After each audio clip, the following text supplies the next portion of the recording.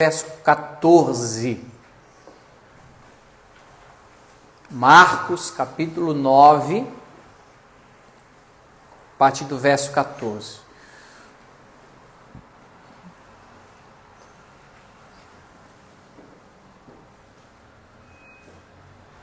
Nós vamos ler na revista atualizada, que diz assim: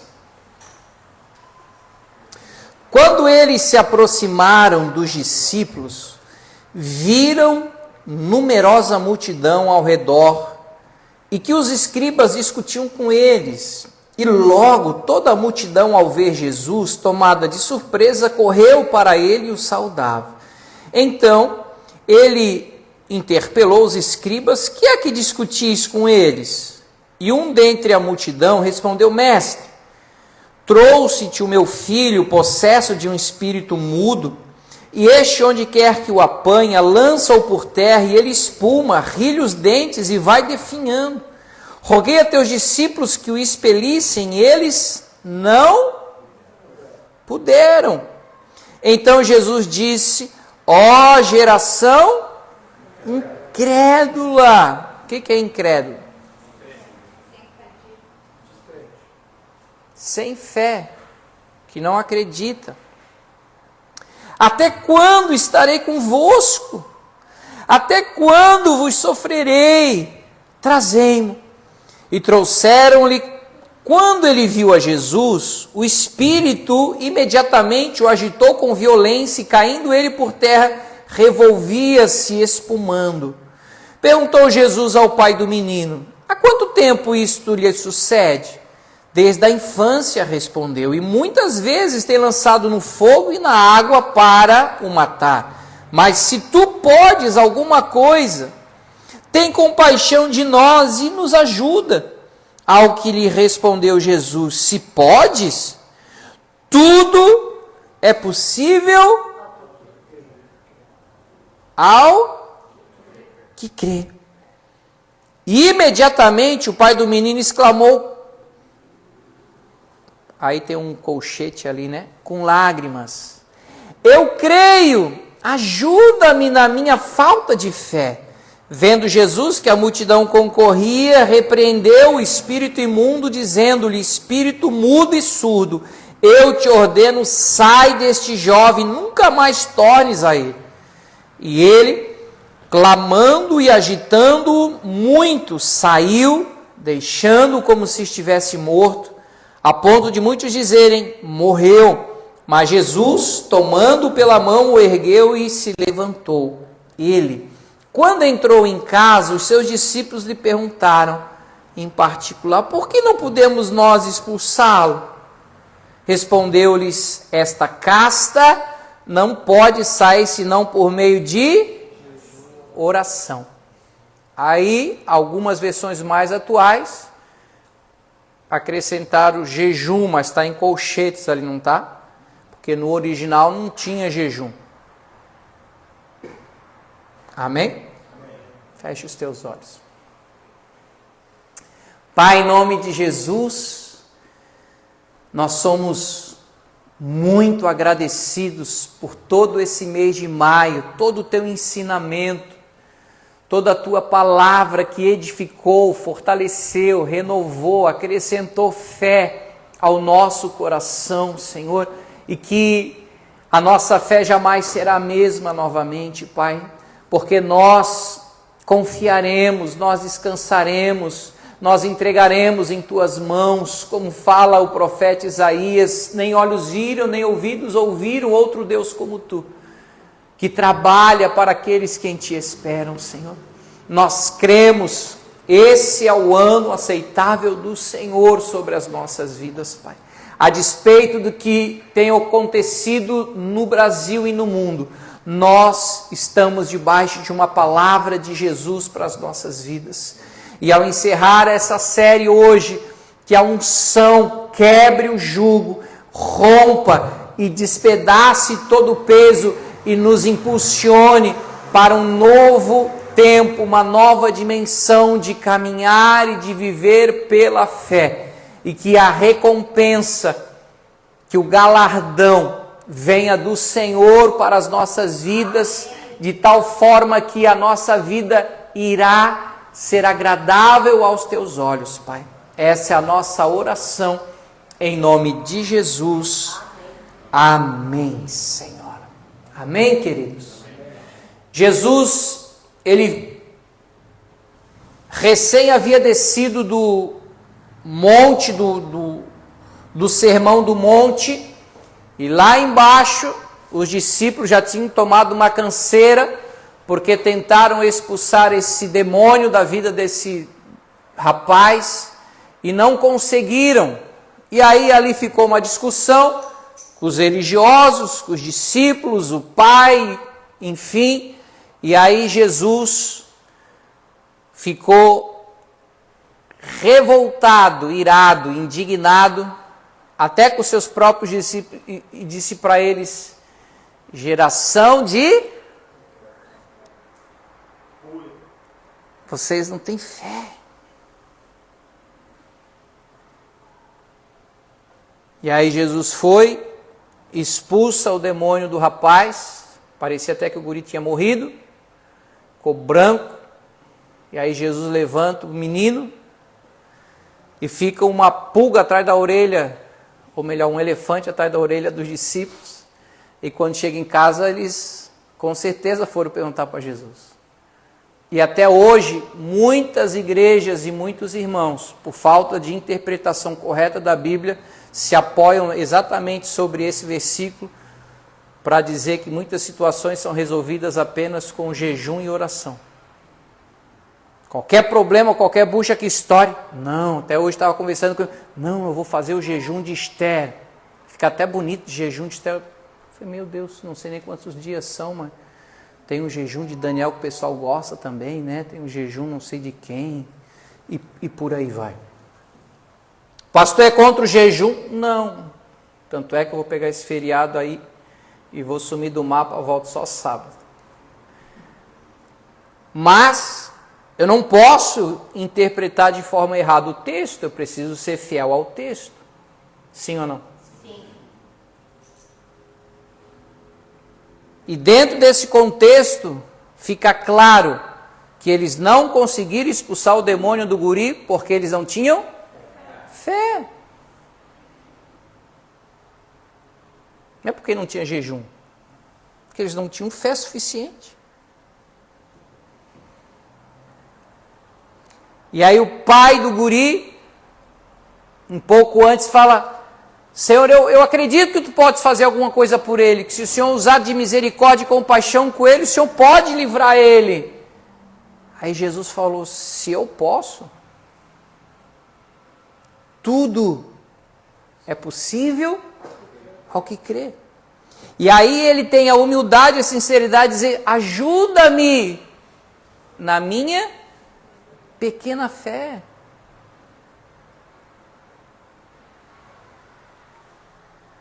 Aí você vai ver um pouco mais para frente Jesus falando: olha, se vocês tiverem a fé do tamanho de um grão de mostarda. Você já viu um grão de mostarda?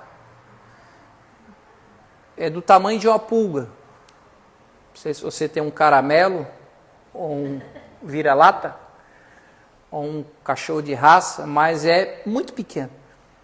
Jesus disse: se a gente tiver fé do tamanho de um grãozinho de mostarda, nós vamos dizer para esse monte sair daqui e ir para lá, e esse monte vai sair daqui e vai para lá. E esse grãozinho de mostarda, ele vai crescer e vai se transformar numa árvore grande, que vai dar sombra, que vai ser moradia de pássaros e tudo mais. Por quê? Porque quando nós nos relacionamos com o Senhor e a sua palavra, nesse relacionamento com Cristo, a nossa fé também irá crescer. Nossa fé irá se desenvolver. Eu caminho com o Senhor há mais de 30 anos, a fé que eu tinha lá na década de 90, Deus acrescentou. Agora, é de preocupar porque hoje em dia as pessoas falam de tantas coisas, até mesmo da própria palavra fé, mas como a gente aprendeu durante todo o nosso mês, elas têm tudo menos uma fé verdadeira. E se eu não crer da forma correta, os meus resultados também não serão da forma correta. Há muito misticismo, há muita crendice, há muita superstição, há muito criancice, há muita crendice, há muito emocionalismo, muita mistura. E a fé é pura. Marcos 11, 20.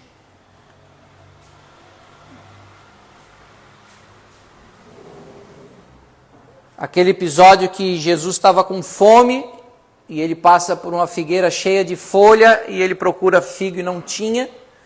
E aí ele ficou tão indignado que ele disse uma palavra só: tu vai secar até a raiz, sua miserável. Porque se tu não tem fruto, qual é a razão de tu existir? Se tu não tem fruto. E ela secou de tal maneira que quando eles passaram por lá novamente, e passando eles pela manhã, viram que a figueira secara desde a raiz. Então Pedro, lembrando-se, falou: mestre, eis que a figueira que amaldiçoaste secou. Ao que Jesus lhe disse: tende fé em Deus. No original do grego aqui é a mesma coisa, diz, tenha a mesma fé que Deus. Então, a mesma fé de Deus só pode ser dada pelo próprio Deus, como um dom. Porque em verdade vos afirmo que se alguém disser a esse monte, ergue-te, lança-te no mar, e não duvidar no seu coração, mas crer que se fará o que diz, assim será com ele. Por isso vos digo que tudo quanto em oração pedides, o quê? Crede que recebestes já, e será assim convosco. Não é que eu vou pedir e Deus vai fazer. Não, quando eu peço no meu coração, eu já tenho que crer que Deus já fez.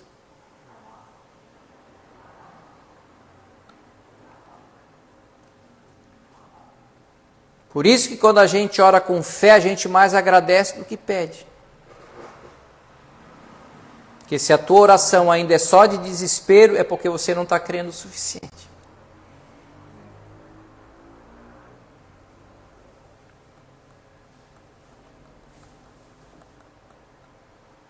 E aí a gente tira os olhos de Cristo e a gente coloca ou no problema ou em nós mesmos.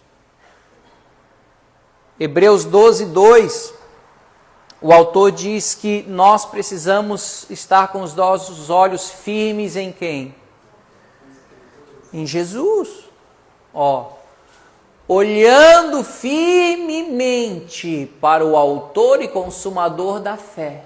Jesus, o qual em troca da alegria lhe estava proposta, suportou a cruz, não fazendo caso da ignomínia, e está sentado à destra do trono de Deus.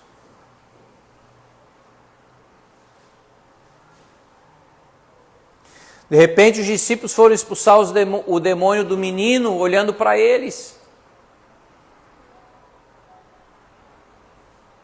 Igual aquele cara lá que foi expulsar lá da mulher, disse: em nome de Jesus que Paulo prega, sai dele. Fora. Aí o demônio disse assim: Jesus eu conheço, Paulo também, mas tu quem é? Aí o demônio deu um couro, deu um pau, que o cara saiu correndo.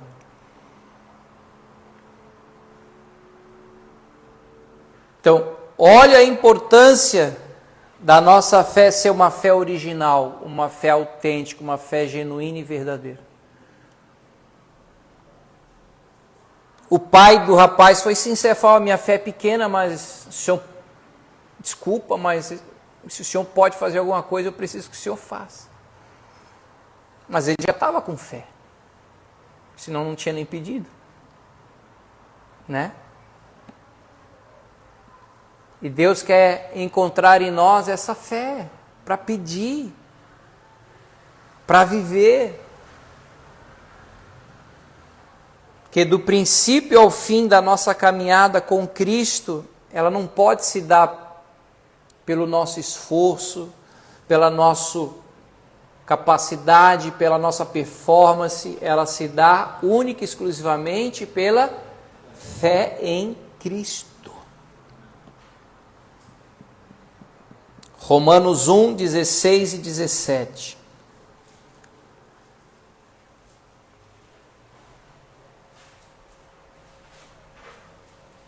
Paulo vai dizer: pois não me envergonho do Evangelho,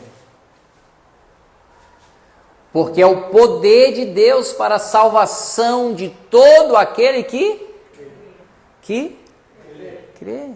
Então, por que eu vou andar desesperado? Por que eu vou andar ansioso? E a salvação aqui não é só no sentido de vida eterna e ser livre da condenação do inferno. A salvação é completa. É saúde para o teu corpo, é prosperidade. Sabe o que é prosperidade? É você não ter falta de nada. Você tem saúde, tem comida, tem o que vestir, tu é próspero.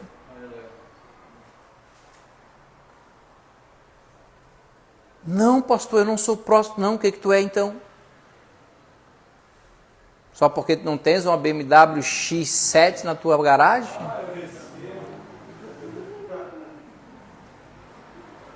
Tem gente que tem uma X9 na garagem e se atirou da cobertura e se estrubuchou no chão com depressão. Sem salvação ainda, o miserável.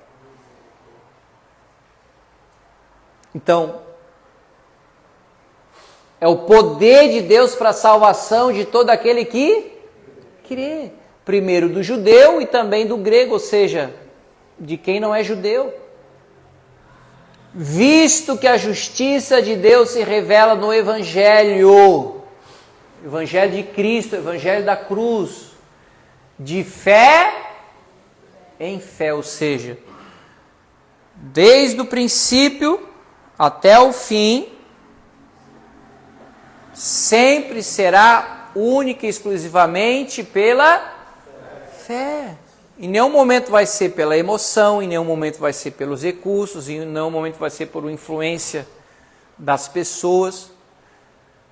Sempre será somente pela fé. Aí ele conclui: o justo viverá por fé. E quem que é justo? Aquele que crê em Jesus. Aquele que crê em Cristo. Nós somos justificados não por obras, mas por meio da fé. Por isso que as pessoas chamam a gente de crente. Não chamam a gente de crente porque eu ando de terno e gravata e uma Bíblia debaixo do sovaco. Eu preciso crer. Até o diabo crê. Tiago diz. Então Deus está nos levando a uma vida de dependência de Deus, aonde nós vamos crer, confiar, declarar e descansar em Cristo.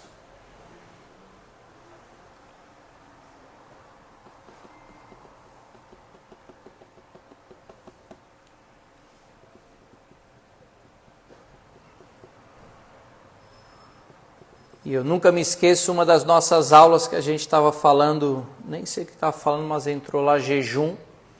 E aí nós fomos ver o verdadeiro jejum que Deus aceita, né, hoje. E aí a gente descobriu que está lá em Isaías 58, se eu não me engano. E aí o verdadeiro jejum é alimentar os necessitados, é dar roupa a quem tem frio. Aí a gente acha que é só deixar de comer ou... Não, eu vou jejuar de café, vou jejuar de pão, vou jejuar de chocolate, vou jejuar da Coca-Cola. Aí tu te acha ungidaço porque tu está fazendo isso.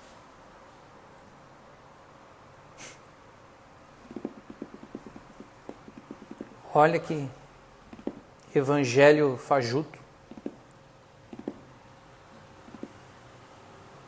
E os caras se acham depois cheios de unção, cheios de poder, de autoridade. Sabe quem é que vai expulsar demônio aqui na Ohana? As crianças. Chegar e manifestar. Chama o pastor. Não, chama a Lola. Ô Lola, vem cá. Expulsa o demônio desse endemoniado aí. Em nome de Jesus, sai! Pum. Elas têm mais fé que a gente. Aí você vê uma... Ai! Oh!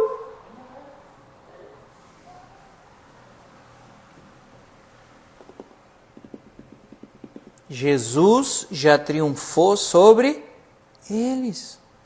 Sabe o que é triunfar? Já venceu. Então não é o meu sacrifício que vai tirar demônio da vida das pessoas. É eu crer no sacrifício que já foi feito por Cristo. Até porque os demônios saem no nome dele, não é no meu. Se eu falar em nome do Guto, sai! Pô, rapaz, não arruma nem para regadão, cara. Você está entendendo? Então, o quanto nós precisamos nos envolver, nos relacionar com Cristo, com a palavra de Cristo, com a verdade de Cristo, para sermos proclamadores dessa verdade.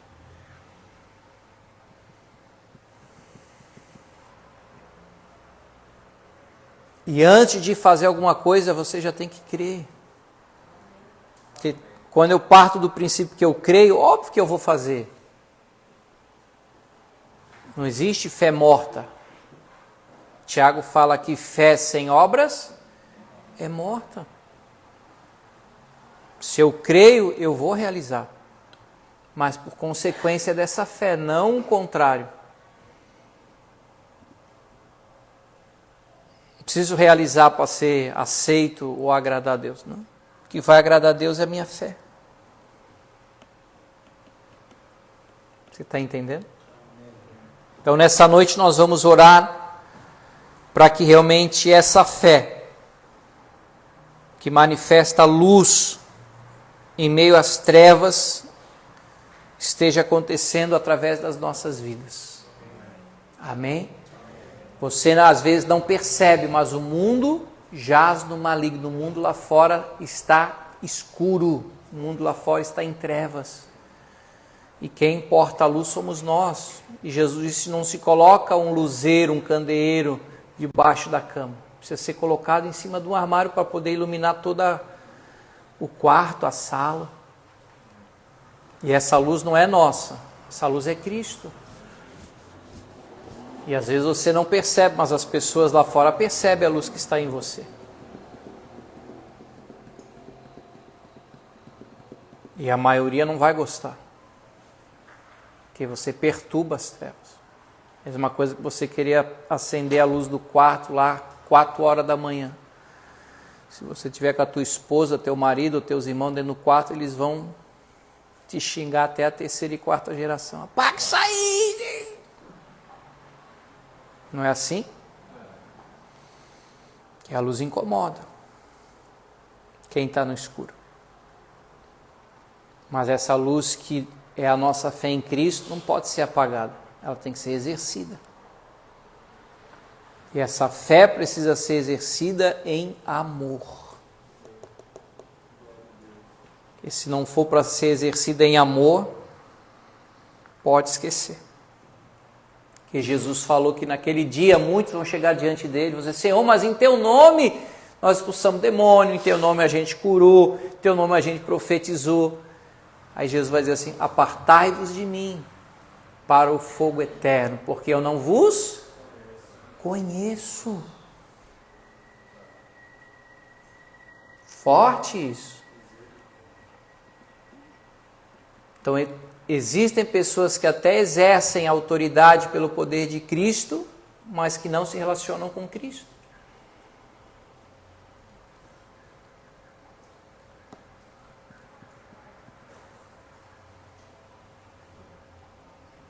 Eu quero ser lá em cima reconhecido como alguém que teve relacionamento com Cristo.